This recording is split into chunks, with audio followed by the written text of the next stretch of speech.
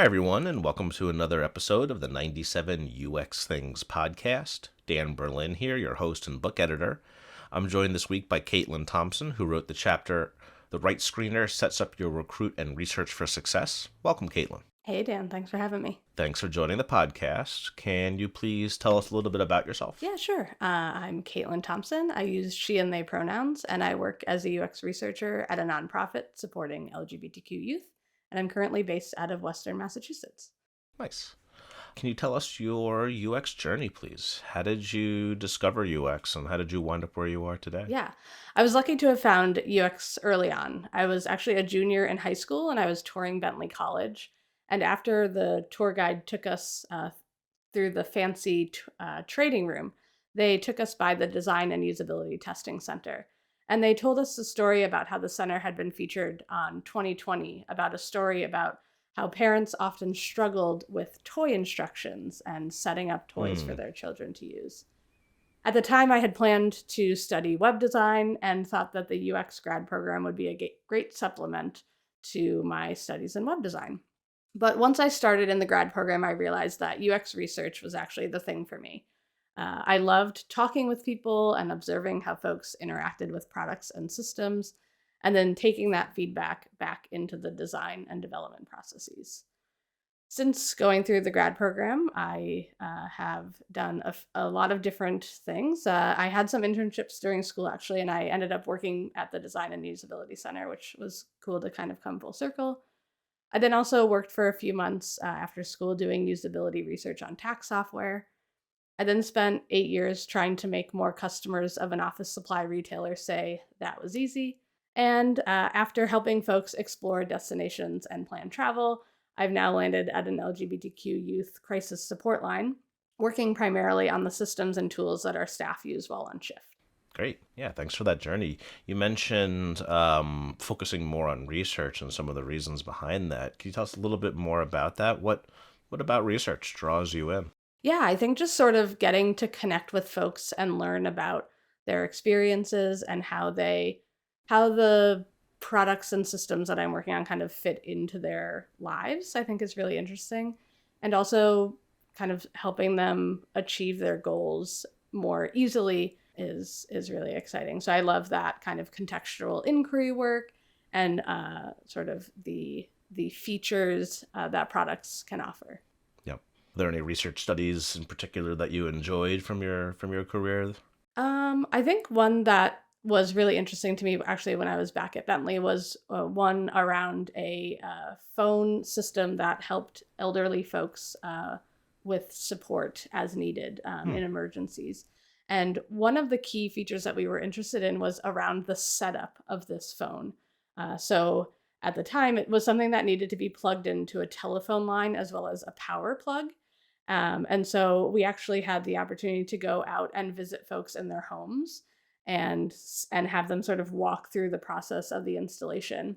And we also gave folks the opportunity, if they had a caregiver or a family member who they might typically call on to help them do such a thing, to have that person also participate in the session. So that was kind of an exciting opportunity to sort of see that environment and understand what that process would be like for folks. You bring up a great point about caregiver. When doing that sort of research, you should be deciding that in advance how much help a caregiver can give or not. Right. What did you do in that study? Do you remember? Yeah, I don't remember exactly the specifics. I think we allowed those folks to be there, and we also kind of interviewed the participants as well about like what level of support they typically have a caregiver give. So sometimes it's a family member who visits them every week, and so they could have someone do that. And some folks like lived in an assisted living where there were staff available for them to help. But some people had to move a couch to like access the telephone line. So clearly like that wouldn't have been something that like most of the participants would have been able to do. So I think we sort of noted a lot of the hurdles that folks could find when doing the physical setup. And then there was also some setup with the system where you had to like call a number to like confirm that your phone worked and like activate the service. And so we tried to have the elderly folks be the ones who did more of that setup, and then sort of have the caregiver kind of step in as needed, as opposed to having the caregiver be the primary participant. Right. Well, thanks for all of that. Your chapter, The Right Screener Sets Up Your Recruit and Research for Success. Can you tell us about that, please? Yeah, sure. So, the process of writing screeners and making sure that you get the right people so that your research activity allows you to learn what you want to learn out of it. Before I jump into the act of writing a screener, I want to talk a bit about the recruiting process.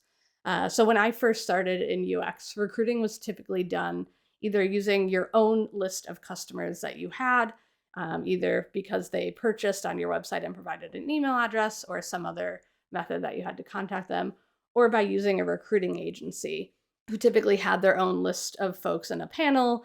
Sometimes they would cold call people, and then they would kind of like walk through the screener questions with folks on the phone. But in the past few years, there's been a number of new tools that have made finding participants so much easier.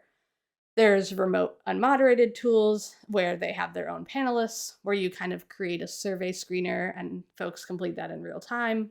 There's other online panels with folks just waiting to participate in your research who complete the screener, and then you kind of select from a list of qualified folks to invite them to participate.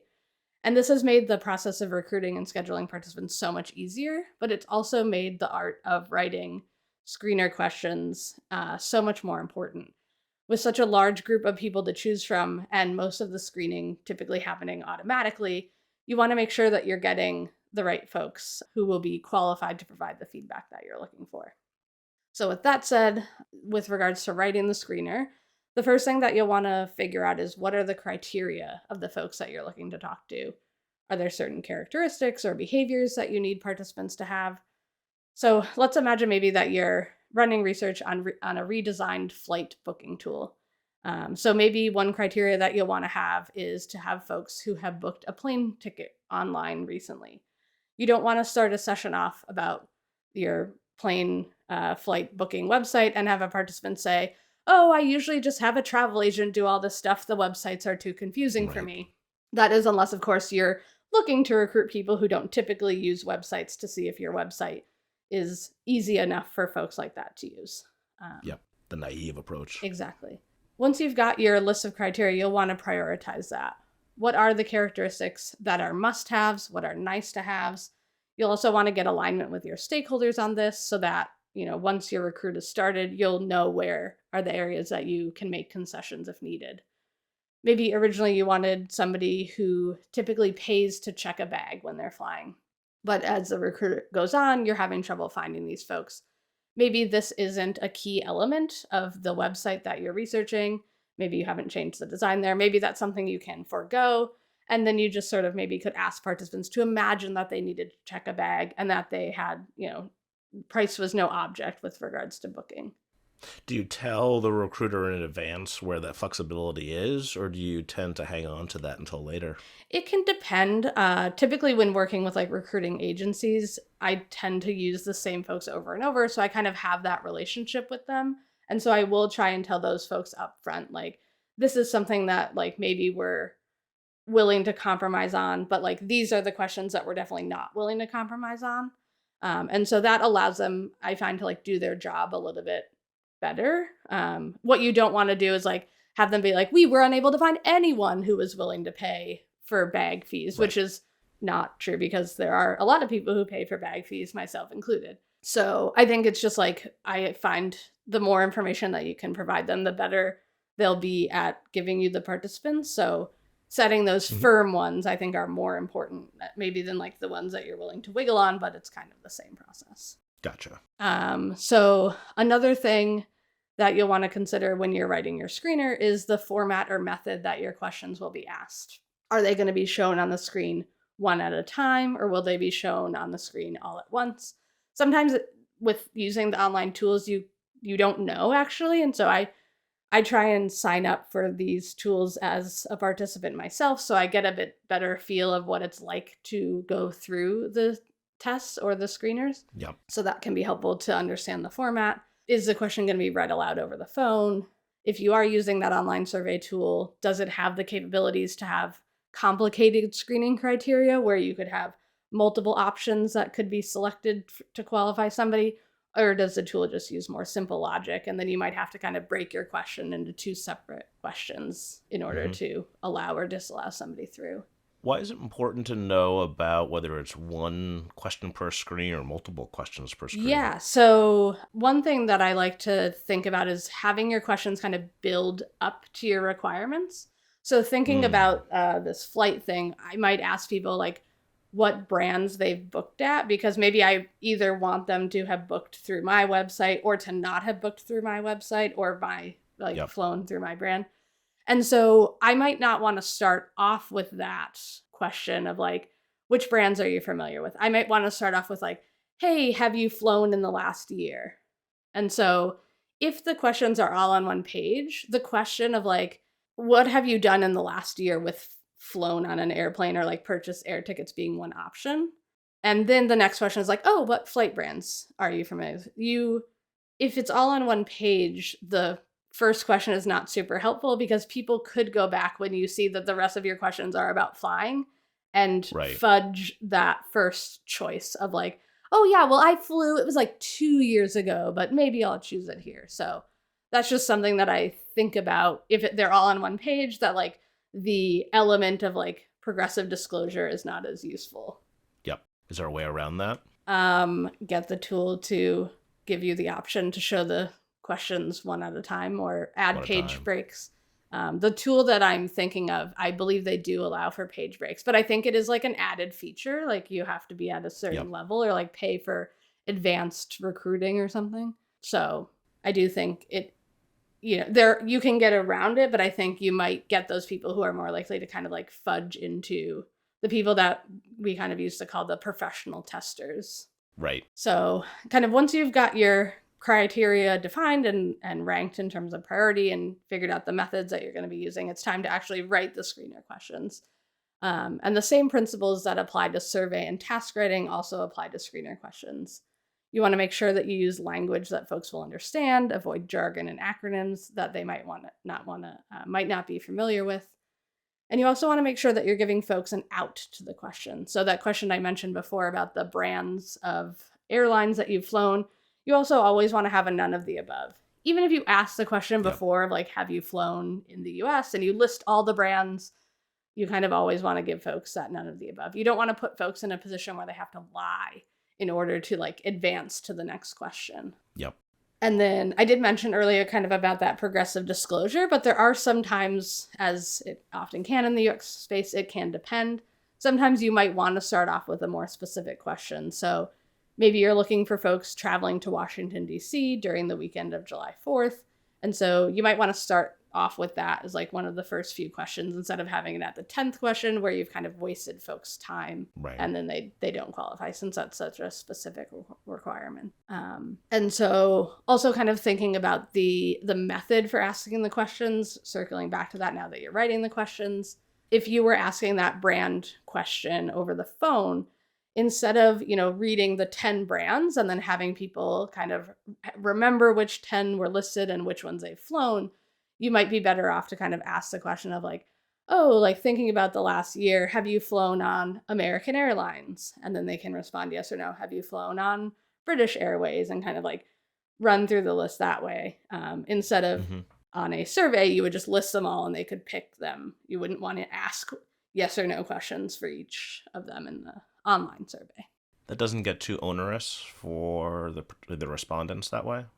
I mean, it does take a little bit more time, but perhaps maybe you would reduce the list that you read to folks. And so maybe if you had 10 for the online, maybe you'd reduce the list to 5 and including the one that you care about. But yeah, the phone screener does take a lot longer. And again, it also can depend. I haven't worked in this side of things, so I don't know how they do it. But sometimes they might ask questions differently if it's in their panel versus whether they're cold calling someone. So if there are people in the panel who like have already like opted into spending time seeing if they qualify, maybe they go through all the questions in order.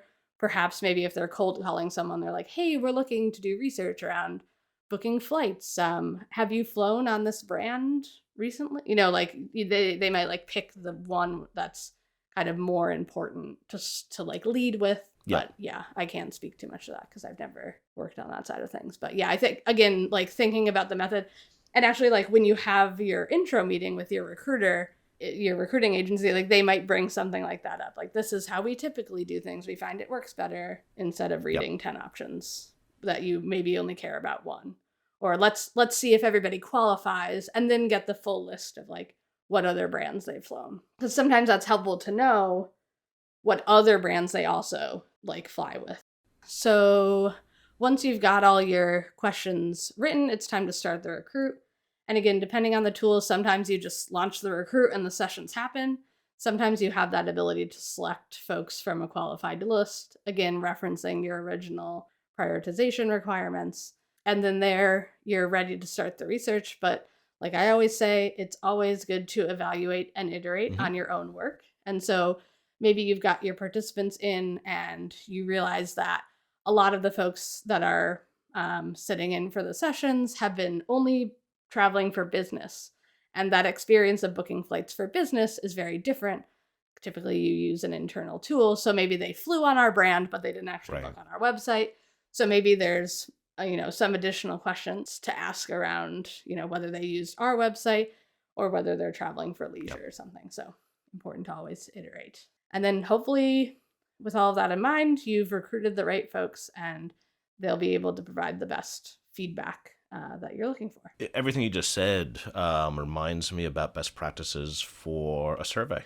A screener is similar to a survey, and like you said, giving them an out, making sure there are choices for everyone, make sure they don't lie, because we want to make sure that we are getting the right people in the door. Yeah, there's definitely a lot of survey design in your screener.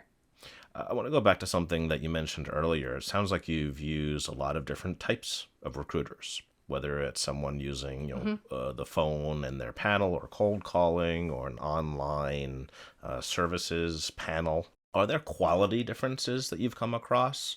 Something that comes up in the field a lot, and as you said, avoiding professional participants, expert participants. So I'm wondering if you've ever find with the online panels that they are professional participants.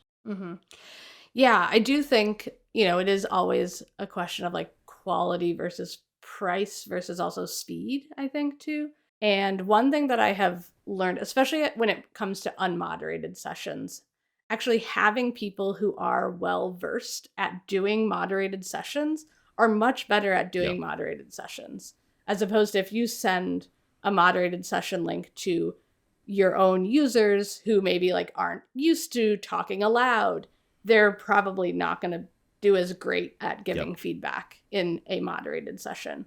With regards to kind of the online panels for like a scheduled interview, I do think that there are people in actually both the panels of the online panels versus kind of the recruiting panels who tend to do a lot of that work over and over. So I've included this before, and I've seen this a lot where folks are like, when was the last time that you participated in a research activity? And screening out people at least who have 3 months or something. I've also seen it where it's like, when was the last time you participated in something about travel? So maybe they provided, I'm thinking about Gillette, who did a lot of work with an agency I used before. Maybe they participated in feedback for a Gillette product, but I'm looking about airline travel, so I'm like less worried about them. So, but yeah, I think it is something to consider. I have found like most of the people that I've gotten tend to be more regular people, but every once in a while you will get that professional tester. Right. You give a lot of great information here today. Was there anything else about your chapter that you were hoping to convey? Yeah, I think the only thing that I didn't really mention was about ways that you can use screeners to capture somebody's ability to provide feedback. So we were just talking about kind of a quality participant. And so sometimes more so on the phone, you can do this, but you can ask people, tell me about a recent trip that you took. And if they can kind of describe and provide, put words together in a way that makes sense and describe their trip, you can kind of evaluate whether they would be a good participant for an interview. And you can do that on online screeners as well, using like open-ended questions. I always try and say like, in 2 to 3 sentences, tell me about your last trip that you took, or about an upcoming trip. And the people who say, I'm going to New York City. Right. It's like, you couldn't follow kind of the simple instructions. And, sometimes the topic isn't as exciting as travel. And so folks may have trouble like coming up with the 2 to 3 sentences. But if you're planning to speak with them for an hour, then you'd kind of hope that they could write a few sentences. Yep. So that's sort of another like soft skill type of screener criteria that you could use if you find that if you're particularly like using your own customer panel and not sort of people who are used to doing types of research activities, that is something that you could work into your screener. With that, though, and I love doing that too. I have that in all of my screeners, but the question always comes up is how do we avoid biasing who we are recruiting because of that? Maybe, English isn't the first language of the respondent. Is there something we can be doing there, or thinking about there? Yeah, I think that's an interesting point, and I think communication skills is an interesting thing. And I would say like thinking about like grammatically correct answers is maybe like less important. But if the person is having trouble like stringing together, I do think the online survey with a written response does sort of put people at a slight disadvantage who may be better communicating orally. But yeah, that and if that's the case, if you are maybe looking to do research with a population like that, then maybe you're better off to kind of have people fill out the online survey, but then do an added phone screen to kind of like gauge more of their communication level, or kind of like an intro session. I've done that before where it's like 15-minute intro before the interview, just to like confirm that folks will be able to provide useful feedback, especially if you have high stakes observers. Or I know some places I've worked, we had like customer panels where like 40 people would be observing, and it's like, well, we want to make sure that these people are going to be good participants. So having that sort of like pre-work activity or meetup could be helpful. So we're just about out of time here, and you gave us a lot of great information, so thanks for all of that. In the final segment here, we love getting a career tip. Is there a career tip you'd like to pass on to folks who are either starting off in UX or are advanced practitioners? Yeah, I think something that I would encourage folks to learn more about is the domain that they're working in, and the systems that their users are using. So we are often very interested in our users and how they interact with our products. But I think understanding how your product works kind of a little bit on the back end allows you to provide better recommendations about how you can meet the needs of your users, and better implement the feedback that you're recommending. One example of this was we had a section on our app that was called Nearby. And given the context of the rest of the page, a lot of users thought that this was things that were nearby to the destination that they had just been looking at. But in fact, it was things that were nearby to where they currently were. And after sharing that feedback, my recommendation was to update the content in that section to have it be things nearby to their destination. But we were about to launch, we didn't have time, and so the answer was basically no. But the recommendation that I sort of came back with was, well, can we just change the title of the section to say nearby to you now, or your city? And that was easy to do, and we were able to implement that. So just an example of how sort of understanding your system allows you to better provide recommendations and work with your stakeholders. Yeah, knowing the implications of your recommendations is huge. Exactly, yeah. And oftentimes I'll provide one, this would be amazing if we could do this, but if we can't do that, here's maybe another thing that we could do. So sort of stating the problem and then providing different recommendations. Yeah, and by showing that progression, shows your understanding of the entire system and helps with buy-in as well. Yep. Yeah. So great. We are out of time here. You gave us a lot of great information here today. So thanks for joining the podcast here today. Yeah, it was a great chatting with you, Dan. Thanks so much. My guest today has been Katelyn Thompson, who wrote the chapter, The Right Screener Sets Up Your Recruit and Research for Success. Hope you enjoyed listening. Thanks, everyone. You've been listening to the 97 UX Things podcast, a companion to the book 97 Things Every UX Practitioner Should Know, published by O'Reilly and available at your local bookshop. All book royalties go to UX nonprofits, as will any funds raised by this podcast. The theme music is Moisturize the Situation by Consider the Source. And I'm your host and book editor, Dan Berlin. Please remember to find the needs in your community and fill them with your best work. Thanks for listening.